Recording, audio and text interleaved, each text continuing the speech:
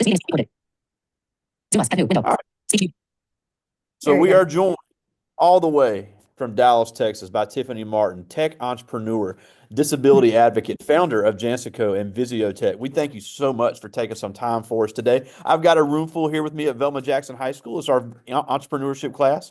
We're recording this for all of Okay. our friends in Madison County Schools, Madison Central High School, Ridgeland High School, Germantown High School, the Academic Option Center, and our YouTube channel. So thank you for taking some time for us. So thank you. It's an honor.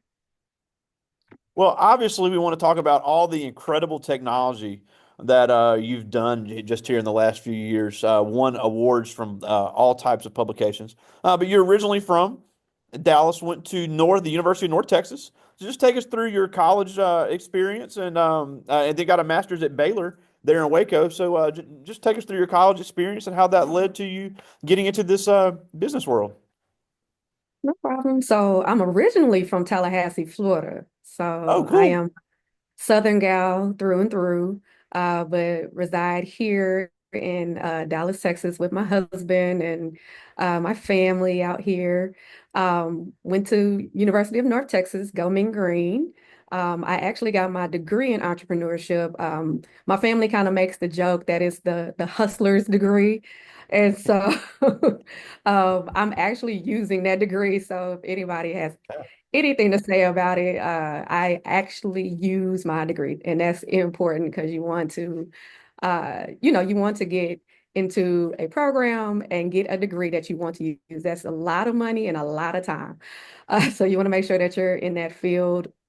I actually, if y'all did not know, I am blind completely. There's no light or object perception. I can't see anything. It's complete dark. So I wear cool shades. I also have a pair of Facebook Meta glasses.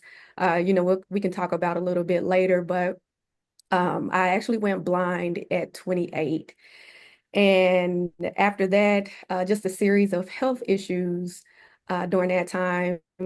Uh, Went on dialysis, needed a transplant, temporarily lost the ability to walk. But I maintained a 9 to 5. I was in Wow. marketing, and so my background and work experience was in digital marketing. So, I was there, when social media blew up. So Wow. did a lot in different areas. And so, going through that health issue, I realized that I wanted to do something different. I wanted to get into tech because I realized that it was a gap filler, specifically with for people with disabilities. And so, um, like I said, the health issues occurred, and I want to say 2 years after everything like really came up, I ended up getting married. That is a whole love story in itself. But we got married, and 2 months after we got married, we thought we were going to have a baby, and they said that I had a kidney rejection.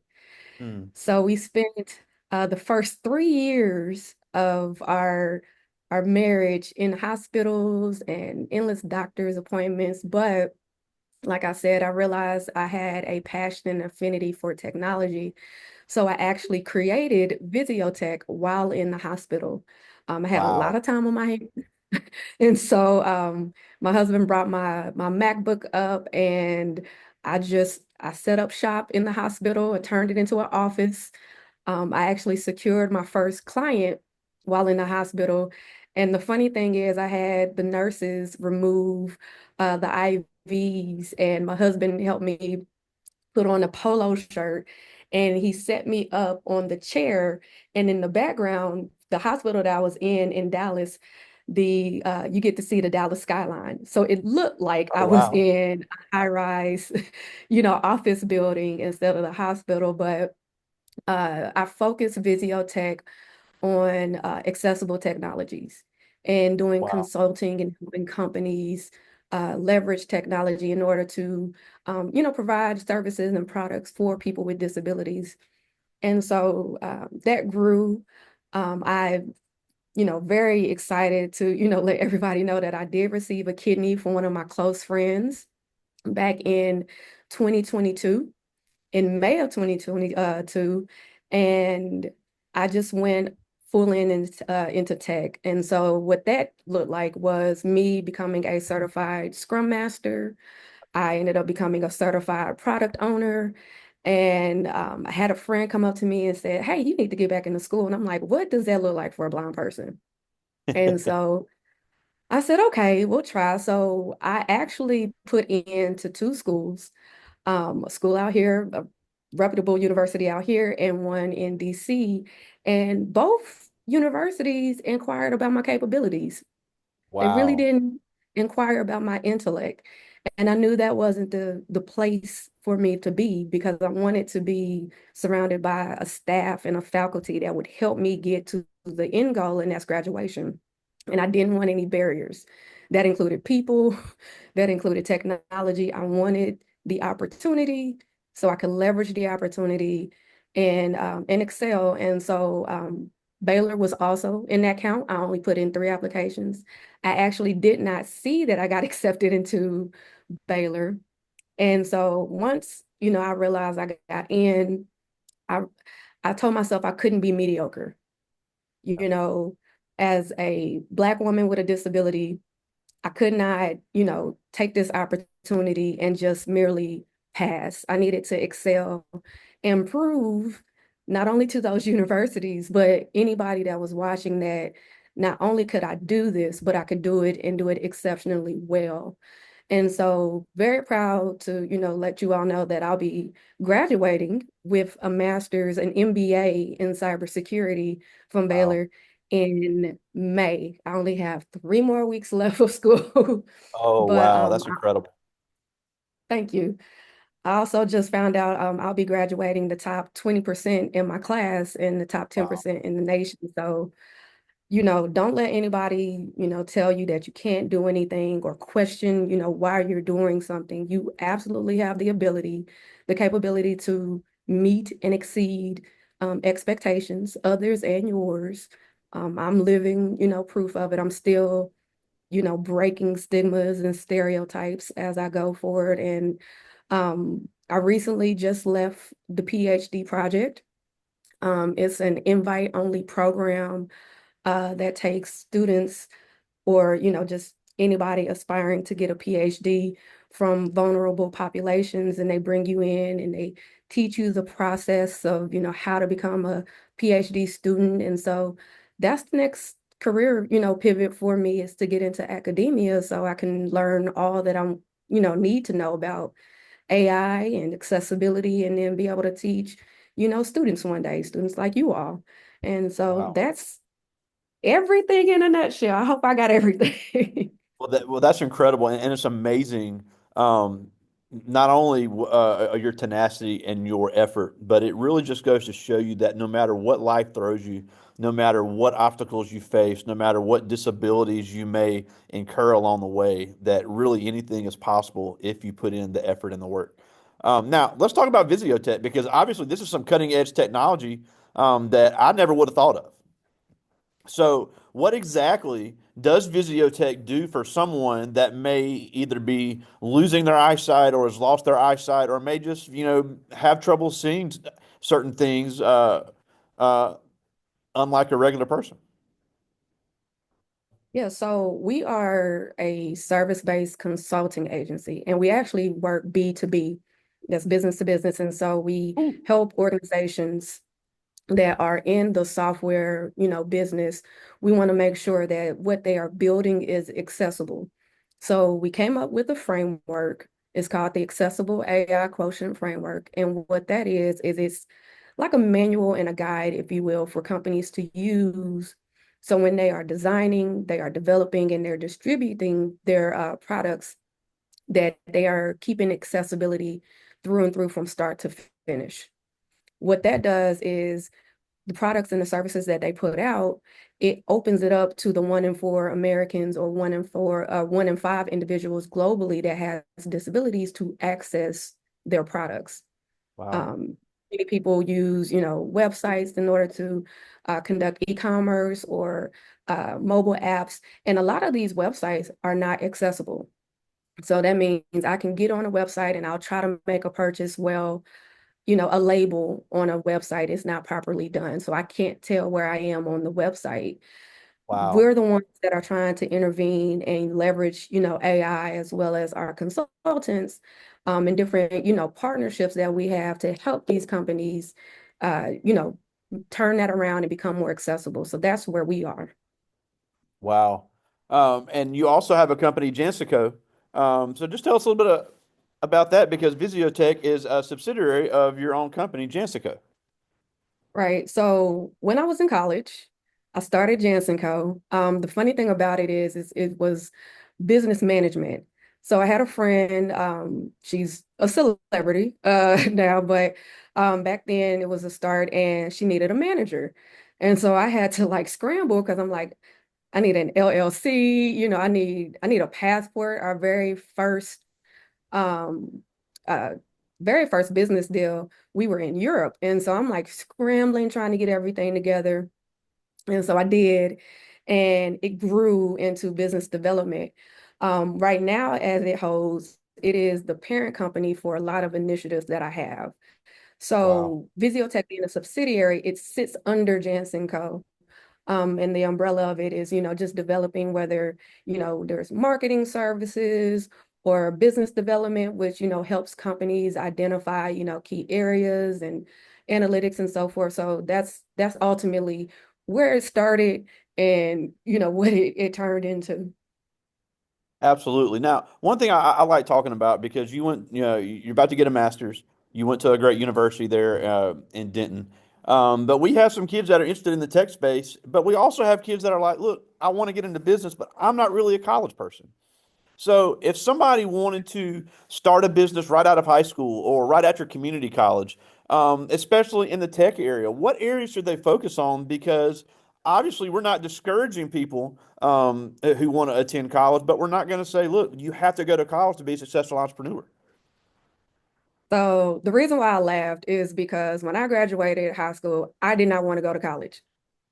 I just wanted to get into the business world. I wanted to make money. I wanted to travel. I don't know what I was, thinking at 18 of, I was just going to become this millionaire out of nowhere. Back then, don't know. Now, absolutely, the world is yours. My mom was the one. My dad, the highest education he got was a high school, and then he ended up a C-suite administrator over a nonprofit. Wow. Um, my mom ended up going back to college when she was 40, had three teenage daughters. And so I've seen both sides. For me, I went right into community college because my dad was, you gotta figure something out. You graduated, you either going to school or you going to work. I ended up doing both. And so I went to Cedar Valley College out here, which is known as the Dallas Colleges. And I did that for 2 years to get, my core competency, or core courses rather, underneath me. And then, it got to the point I'm like, okay, well, am I going to walk away with an associate's? My mom was really the one like, hey, you need a college education to actually get through the door. Like I said, back then, yes. Now, not so much. And so I said, okay, I'm gonna go to UNT. It was the best decision I made, for me in the pathway that I wanted. It taught me the technical skills of school, but I really would say it was the actual work experience that I got. I actually got an internship while I was at Cedar Valley College, and it was with a company called Square One Agency, and they worked on marketing and advertising. So I got to work on a lot of clients that most kids my age at 19, at 20 would have never been able to touch. But I went into the office. I told them I didn't have any, experience, but I was a workhorse. Give me the opportunity. And they did. And that went from an internship to a full-time position. And I negotiated my salary to be $6,000 more, which was big back then. Wow. But I worked on clients like Ottlight, Dr. Pepper. I hate to say this, but I did, and I was turning 21, but I worked on different, spirits and wine and so forth. Um, I got to touch different industries within that internship. And I actually went in uh, as an accounting intern. I hate numbers, but Yeah. I was willing to help out and do the jobs that nobody wanted to. And so they realized, my office was in the copier room. I was in a little corner, dusty with mops and stuff in there, but I was working on, just accounting. And they saw that, hey, this is a talented kid. And that was when digital marketing was booming and they needed somebody there. Well, who's on social media all the time? The kid. And so that's, how I transitioned over and it just went from there. So my best advice to you is find the area that you want to get involved in. Go in with a heart to serve. If you go in, kind of acting like, it's all about you and so forth, and what can you get from it, immediate turn off. But if you go in wanting to serve and learn, you'll be surprised at what those seeds will end up blooming into. A lot of the success that I've had as far as speaking engagements and deals was because I did something for free. And Wow. I know Now, that sounds easy. now you mentioned something there, and I'm glad you did because so many kids and so many young people we've had several people come to this class start their own business, but they don't pay attention to the number side, that accounting stuff, the financial aspect of a business can make or break something. You could have a great concept, you could be a great salesperson, but if you can't manage your numbers, it's all for nothing. Right. So when you are building a business plan and you are looking for investors, they're going to ask for a revenue model. They are trying to see, okay, what's the ROI? If I'm gonna invest in you and your dream, how quickly am I going to get this investment back? So you have to have good pricing model structures. You have to know, growth. If you have a price point at this for a particular product, how will that grow? You have to do your research of the markets, demand and what's big right now. Do we follow a trend? Do we follow our instinct? You have to go in between, but knowing those numbers. And like I said, I am not a numbers person. I hired somebody to work on our numbers, because what you don't want is you bringing in all of this money and then hello, Uncle Sam hits and you got IRS issues. Oh Somebody yeah. needs to be in the back making sure all of those things are right. Absolutely. Now, you mentioned something else, and I talk about this all the time, and I know they get sick of it, but it just cannot be stressed enough. It's the importance of communication. So, especially if someone was going to talk to you, you can't see them, so they have to speak that much more clearly. Even if there's any type of audio age, they still have to speak clearly for you to understand. How important is it to get good at speaking clearly and being able to sell and being able to articulate, sell yourself, sell your products, sell anything that your company has? Because you could have a great product, but if you can't sell it, there's not going to be any money. Right. If you are looking to be an entrepreneur, you have to master personal branding, because it's ultimately your vision, your dream that, you're selling. And if they don't believe in you, then how are they going to believe in, what you're trying to offer? I will say this, uh, when I'm meeting with a partner, potential partner, or, somebody, wanting to come in to the company and so forth, I do a test. And I asked them to explain what's in front of me. Now, depending on how explicit, they are in their description or how quick they are, then I understand a couple things. One, their attention to detail. Two, their communication style and how effective they are. If you can help me visualize what's in the room, then I know that you can help paint a picture for a potential customer, a consumer and so forth. So it's really, that care that I mentioned. If they are, thinking of how can I explain this to somebody who is completely blind, then I know they're paying attention to certain things. They are, careful in the delivery. And so there's a level of empathy that they have that you need in this business right now. One thing that I will say that will set you apart in the social climate that we're in, and just the economy right now is if you have empathy and you have a good product or service, it will take you far.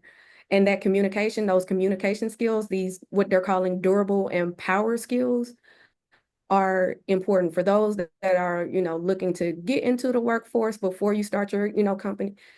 A lot of companies like Google, Amazon, you can get in there without a degree. And the thing that they are looking for is to see if you're coachable, Yep. if you have good communication skills, if you're a leader. You have to develop those. And it's wonderful that you're developing them now because a lot of people that I know, a lot of college students that get out, they don't have those skills and they're trying to figure it out. You're doing it in high school. So Yeah. I would really stick to those. Yeah, and even if you don't want to be an entrepreneur, it's just it just makes it so much easier to do business. Now, before I get to their questions, one thing that we've kind of talked about before you joined us is I would love to know about some of the technological advances that have happened recently to aid people that are vision impaired because it is just more and more things that people with disabilities can do because of technological advancements and because of AI. So, what are some of the newer developments that we might not know about that has made your life and other people that have had vision issues so much easier? So at any moment, and I'm surprised you haven't heard, a device.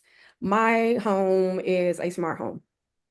Cool. And what that means is I have smart devices that talk to me, that send information back and forth. It's all powered by AI. I am a Apple head because accessibility is baked into their product design. It is easy. I can purchase a MacBook, turn it on, and just by pressing Command F5, my MacBook talks. And because it's easily accessible, we have it across I have Apple TV, I have MacBooks, I have iPhones, I have, Apple Watch, iPod, not iPod, Lord, iPads, but I all use, and I use it for work, I use it for school, just every day. Uh, some tools that a lot of people don't know that's out there is the LG washer and dryer. The newer Oh, models, actually, you can wash clothes from your phone. It's an app wow. that connects, and you can toss it in and just use the app, and it will do, it'll wash your clothes, and you can set do the settings for washer and dryer.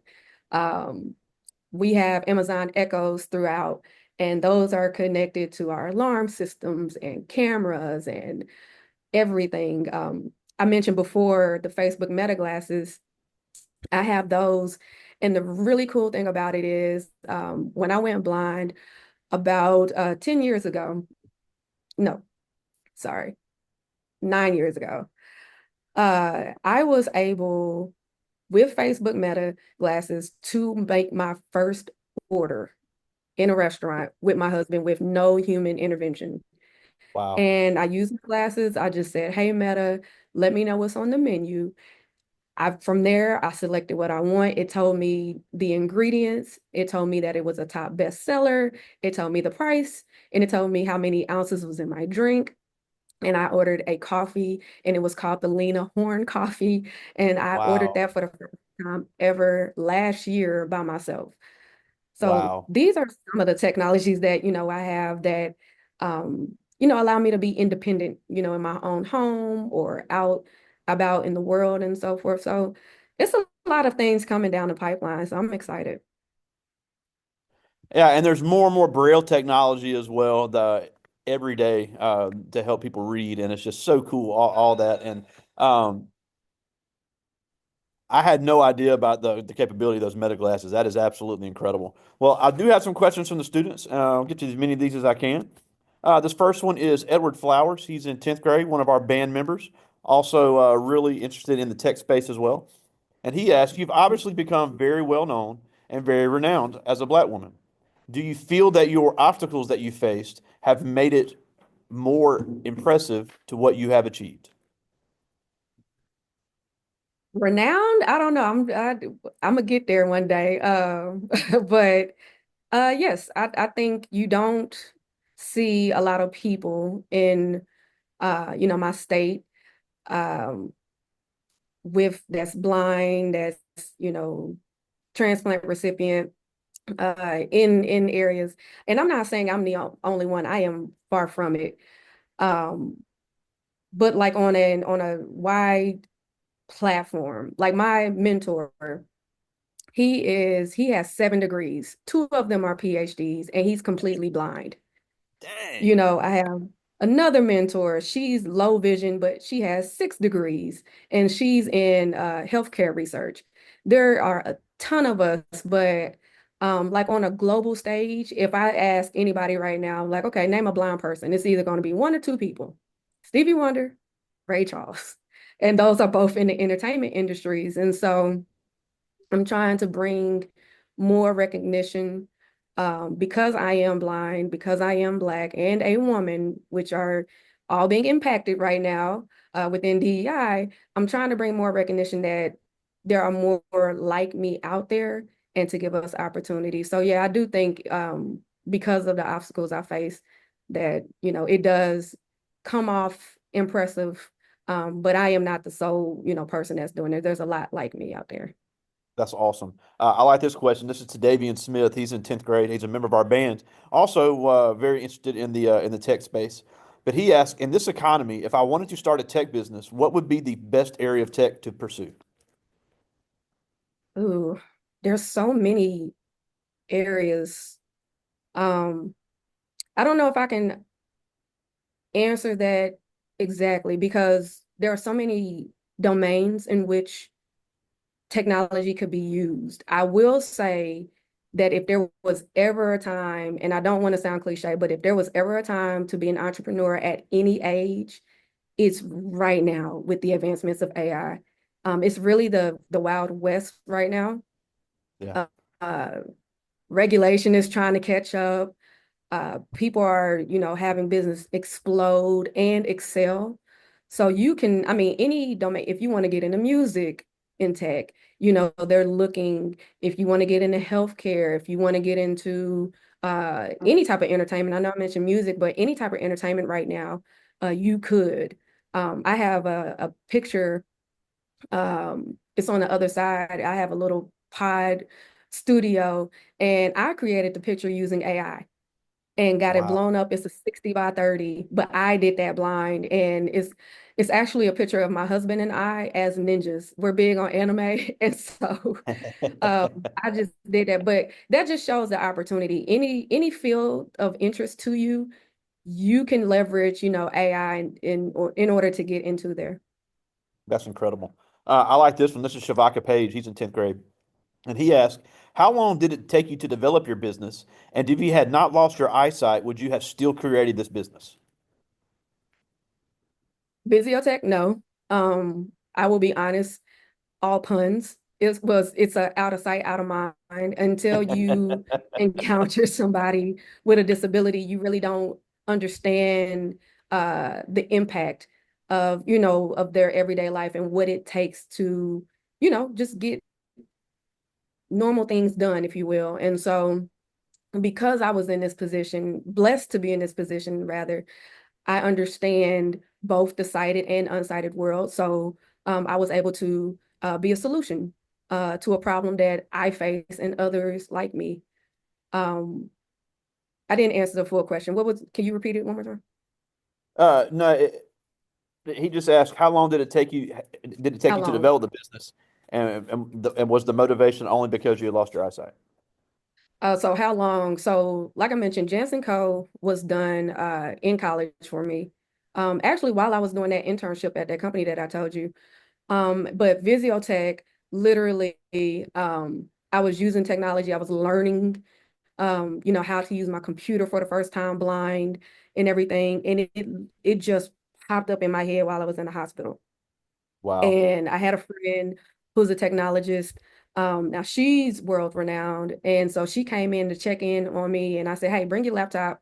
I want to create this business. And so she sat bedside for a couple hours, created the website, we created the business plan. And from there, I've just been building and bootstrapping this entire time. That's incredible. I like this one. This is Jordan Job. He's one of our football players here. And he asked, when you lost your eyesight at the age of 27, what type of mental health struggles did you face? Ooh, that's always one of those questions I have to kind of sit back because I never got the opportunity to process. And it's so important to process emotionally, mentally, spiritually, physically, all of those aspects. But when I had lost my vision, like I said, I had to keep a 9 to 5. I couldn't afford to get on government assistance because I needed so much. So I struggled and worked.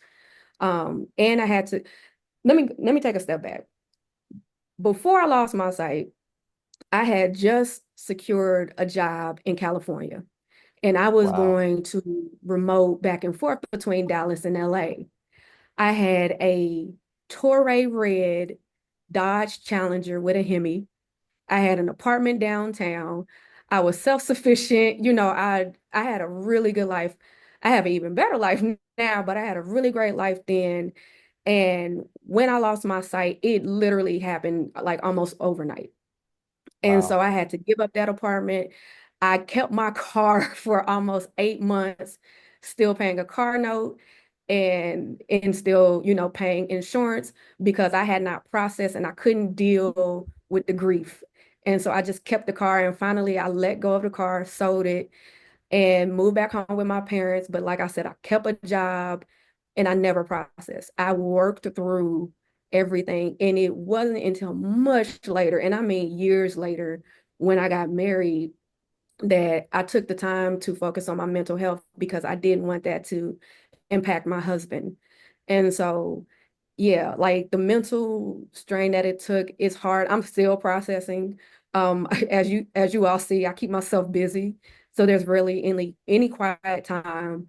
But in the moments where I do have that space, I think through everything that I accomplished and what I came through and fought through and what that looks like in the future and why I do what I do because somebody's watching or I'm creating something that will help somebody later. And so it helps me get past those tough times of not having my sight.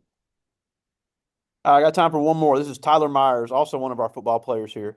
And he asked, do you think companies could do more to have technology or assistive devices to help their employees perform their job effectively? Absolutely. By law, they have to make accommodations. Now, I don't know what that's going to look like moving forward, but absolutely, when you go into a job, you can ask HR to, help with accommodations. The companies at the end of the day want the optimal level of output from their employees. So they should and will do what they can in order to make you do your job to the best of your ability. They're always going to want the most out of their employees. So any barriers and obstacles that's there, they're going to eradicate those in order for you to be the best at what you do so they can get the best out of you in order to, help their consumers. Absolutely. Well, we're almost out of time, and we thank you so much for taking some time for us. But a couple things before we go. Obviously, the website Visiotech, you got some great updates on there. All your social media stuff is on there. Really cool post. That's just I wanted to get the URL right for Visiotech. So it's Visiotech, VISIOTECH.co. Okay. Now, the last thing before we go, and obviously you've been very open about it, and it's just such an amazing story that despite a personal obstacle of things you dealt with your health, you've still become you were already successful, but you've become even more successful and been able to accomplish things that people with their eyesight haven't dreamed of accomplishing. So obviously it can be done. And it's just, I'm just amazed at everything you've been able to do. And I have all young men in here with me now. I have a lot of intelligence. I have a lot of capability. But I think every teacher can say it's just hard to see when kids don't live up to their full potential, especially when they don't have a disability to deal with. So as they navigate through high school and they get to start making decisions about their future, why is it so important to make the most of their opportunities and use the talents they've been given? This is it's your life, right? You know, it You got your parents, your guardians, you got your teachers that are all like, like telling you what to do and whatnot. Look at it this way. I always looked at school like this is my life. I am using school as a tool for me because the better I do in school, the more I leverage the information, the better I can, create my own business. That's how I thought in high school. I was doing little, entrepreneurial initiatives then. I was creating little business cards for people. I had my little marketing, and I called it Twice as Nice because I wanted people to come back to me twice. But use school as a tool. When you get to college, if you go to college, it's a tool. It's for you. It's hard, but it's all for what you have planned for your life down the road. Do the work now, you get all of the fruit of your labor later. It's for you. If your parents telling you to clean your room, look at it from your, I want my own room clean because it gives me better space to build my company. Look at it from, and that sounds very selfish, but when you get out on your own, you have to attack life in a way that helps you, your community, your family, and you got to do it the best way that you can and your capabilities. Absolutely. Well, again, we thank you so much for joining us. The founder of Jansico Visio Tech, disability advocate, all the way from Dallas, Texas, my friend Tiffani Martin. Thank you so much for joining us today. Thank you. All right, talk to you soon, my friend. All right. See ya.